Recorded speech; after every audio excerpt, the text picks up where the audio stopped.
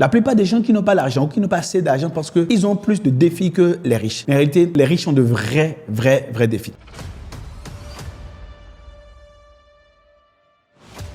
Pendant les périodes de construction de la richesse, il y a quelque chose de très important. Un homme qui veut continuer à être riche doit être ambitieux. La plupart des gens qui dépensent doucement leur argent et n'ont pas de l'ambition.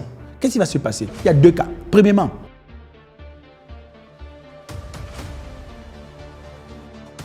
avant de devenir riche, on paye des prix.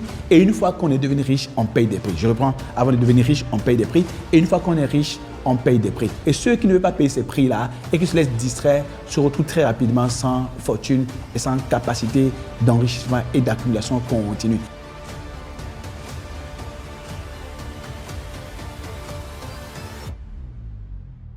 Hey, salut, je suis Herman Kako. C'est un plaisir pour moi de vous retrouver pour ce nouveau numéro de votre podcast « Qu'est-ce qui arrive à votre vie ?» Vous savez, lorsque quelqu'un devient riche, on a l'impression que cette personne a une chance particulière. Mais en réalité, j'ai appris quelque chose de très important. Une personne qui réussit, eh bien, a la responsabilité de continuer à réussir. On n'est pas libre lorsqu'on finit par réussir. Donc, nous allons parler aujourd'hui d'un thème très important, les vrais coûts de la richesse. Vous savez, vous rêvez de devenir riche et vous comprenez du fait que lorsque vous devenez riche, les choses ne sont pas aussi évidentes que ça. Il y a des leçons que j'aurais aimé qu'on m'apprenne avant de pouvoir commencer par gagner éventuellement de l'argent. Et je n'ai pas appris assez tôt ces leçons-là. Heureusement, entre-temps, j'ai fait de l'ajustement ou du réajustement en lisant plusieurs livres sur le management des finances personnelles et le management des finances d'entreprise. Malgré cela, je continue de découvrir, d'apprendre de nouvelles choses. Oui, il existe des coûts de la richesse qu'on n'imagine pas en général. La plupart des gens qui n'ont pas l'argent ou qui n'ont pas assez d'argent parce qu'ils ont plus de défis que les riches. Mais en réalité, les riches ont de vrais défis. Alors, imaginez par exemple quelqu'un qui a 70 ans, dont la fortune est estimée à 100 millions de dollars, on va dire 50 milliards de francs CFA, ou peut-être à 200 millions de dollars, 120 milliards de francs CFA. Ce que vous avez l'impression que vous avez tout de suite en entendant parler d'une personne comme celle-là, c'est que vous vous dites, tiens, lui, il doit la couler douce. Mais à son âge, à 71 ans, cette personne se pose un certain nombre de questions. Quels sont les vrais coûts du coup de la richesse? Il se demande par exemple, est-ce que ça vaut la peine d'avoir travaillé autant d'années? Est-ce que par exemple, je dispose de gens, quelqu'un de ma famille, ou des gens à qui je peux léguer mon entreprise, ou ce que j'ai pu faire, qui vont perpétuer cela? Il se pose des questions de savoir comment il fait pour acheter la santé. Tu vois, il achète la santé. Il aimerait avoir la bonne santé. Et là, une bonne partie de l'argent qu'il a gagné sera donc utilisé pour pouvoir se soigner, par exemple.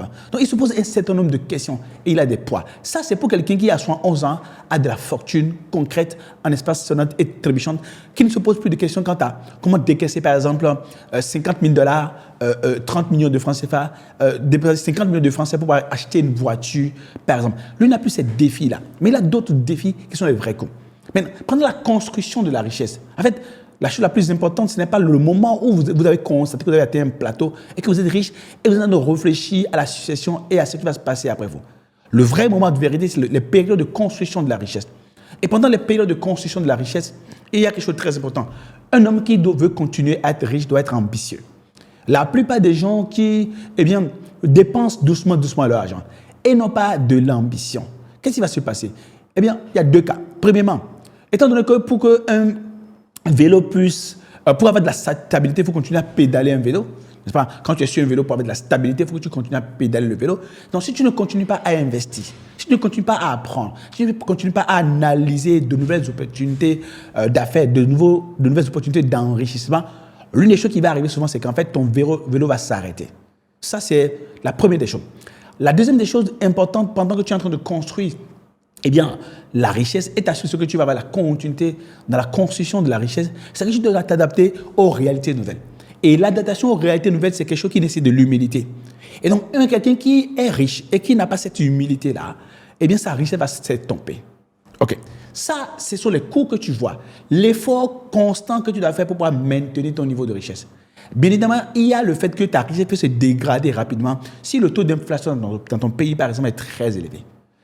Et si tu n'es pas en train d'apprendre à multiplier la richesse, donc tu dois générer la richesse, apprendre à protéger la richesse et apprendre à multiplier la richesse. Tous ceux qui ont de la richesse et qui ne payent pas ces prix-là, et tous ceux qui ont de la richesse et qui ne font rien pour pouvoir s'approprier la capacité à continuer de générer, la capacité à protéger ce qui a été généré, la capacité à multiplier ce qui a été généré, ont énormément de la difficulté. Et naturellement, il y a les autres coûts. Naturellement, comme la jalousie des gens, par exemple. Tu vois, comme le fait que certaines personnes profitent de ce que tu as créé et ne t'aident pas à pouvoir fructifier cela. Il y a des gens qui sont venus juste pour récolter dans le champ où tu as eu à planter. Ceux-là, naturellement, sont des vautours que tu dois absolument éloigner de toi. Mais il y a certains vautours que tu ne peux pas éloigner tout de suite. Et tu dois s'assurer que tu payes le prix. Et ensuite, tout le monde pense que tu dois lui servir. C'est le coût de la richesse. Tout le monde pense que tu en as suffisamment, que tu peux aider les gens. Par exemple, lorsqu'on a appris que tu as fait une dépense de 150 000 la dernière fois, une dépense de 40 000 la dernière fois, les gens ne comprendront pas, par exemple, que tu n'as pas actuellement 5 millions. Ils ne savent pas que, par exemple, au moment où tu as décaissé 40 millions, que tu avais peut-être 40 millions en cash, mais tu avais des besoins pour que ce soit 10 millions. Ils ne te comprendront pas. Et tu dois supporter tous ces coûts-là parce que tout simplement, tu es devenu riche. Du moins, tu as beaucoup d'argent qui passe par chez toi. Et tu dois être conscient de ça pour rester concentré, ne pas te laisser distraire comme la plupart des gens qui ne savent pas que même avant de devenir riche, on paye des prix. Et une fois qu'on est devenu riche, on paye des prix. Je reprends, avant de devenir riche, on paye des prix. Et une fois qu'on est riche, on paye des prix. Et ceux qui ne veulent pas payer ces prix-là et qui se laissent distraire se retrouvent très rapidement sans fortune et sans capacité d'enrichissement et d'accumulation continue. J'espère que tu vas réfléchir à cet aspect important et déterminant de ta vie en tant que personne qui cherche et qui se bat pour réussir, car les riches ont plus de défis à relever que ceux qui ne sont pas pauvres, et que ceux qui sont pauvres, du moins, ceux qui ne sont pas riches. Lorsque on fait le parcours du succès, la pente est plus dangereuse que les plateaux. Le pauvre est au pied de la montagne, de la colline de l'enrichissement. L'ultra riche est au sommet, sur un plateau en haut.